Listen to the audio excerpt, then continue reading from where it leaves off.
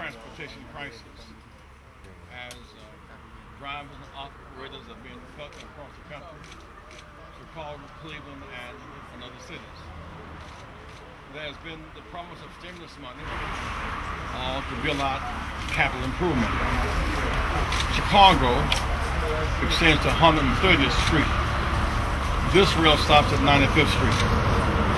Perhaps the heaviest corridor of riders in this area.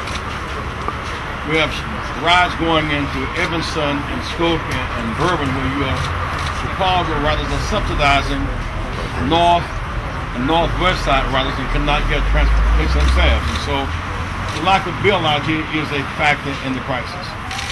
We now find drivers have been shifted from the south side to the north side to provide more services where there are fewer people and less services where there are more people. It's becoming a dangerous zone at night with fewer services and less scheduling of buses, for example. The impact of 1,100 bus drivers being laid off and home foreclosures and student loan defaults is a devastating impact. I want Mike Hill to share with us, for example, that he has been part of the Southeast Corridor for a number of years. There's not been an audit in the Southeast Corridor to determine the fair distribution. We noted that on the 6th to 3rd Street, for example, the 6th to 3rd Street ramp, the American Disabilities Act is not being honored. There's not a ramp for the physically disabled, the 6th to 3rd Street ramp, for example. We're top heavy in management and consultants and getting lower and lower in drivers. We also must look at the need for people who are managing the systems who have urban transit, mass transit backgrounds, their workload. It appears that we're going political shift, putting people over transportation whose background is not transportation, and people with education whose background is not education. It looks highly political, does not lend itself to the quality of education, not public transportation that we all require. I want Mike, before responding now, to give you an impact of the lack of an audit on the Southeast Corridor, for example. Hello everyone, my name is Michael Taylor. I'm Executive Board Member for ATU Local 241, representing 103rd Street Garage. Michael, can you step to the middle there, please? I actually, and my counterpart Michael Seaton, represent the operators that service the Southeast Corridor. First of all, we'd like to say we stand in support of the riding public and this travesty that has been perpetrated upon them by the CTA. In answer to the question about the Southeast Corridor, the Southeast Corridor goes as far as 130, and we have buses like the 29 that operate as far as Navy Pier. There hasn't been an audit done on the Southeast Corridor for over 7 years. The last one done actually caused, for some of you all that might remember, the 27 Deering to be discontinued in place of the 26 South Shore Express. Our question is this: how is it possible that service cuts were implemented in the Southeast Corridor when there hasn't been a proper audit of the streets? When you do an audit of the bus routes, you're trying to determine the proper ridership or buses that are being allocated for the riders in the community. That has not been done. It's one of the things that me and my counterpart have stayed on over the last 4 years, and we're constantly being told that they haven't had the money.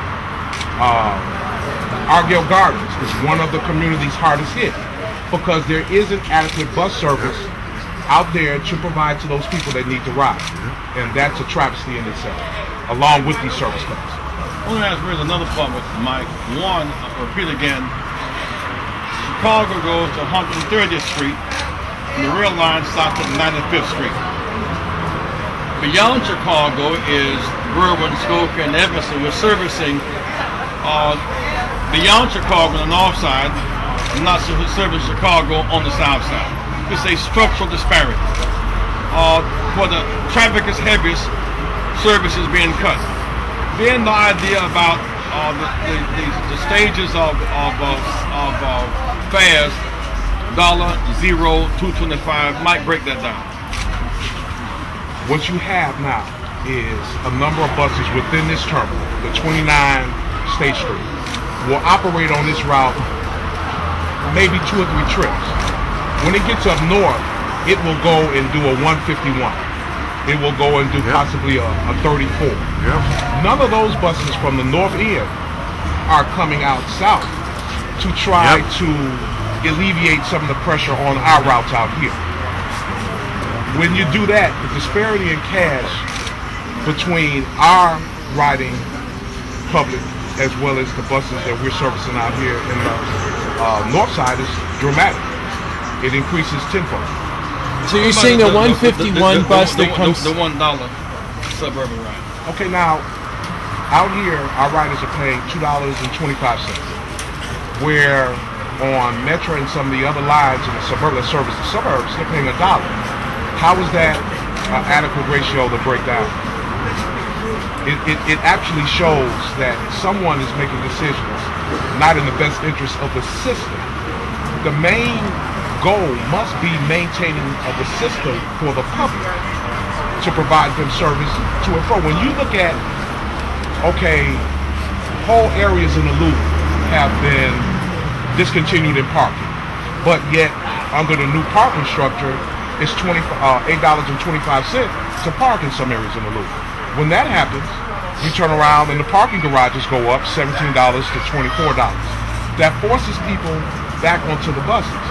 But when you consistently cut the service, and this has been going on for a while, this is just the worst that they've ever done. I mean, lines have been cut over the last 2 or 3 years. It's just the public seems to have gone to a whatever attitude and said, well, you know, they're going to do what they have to do. It's unfair.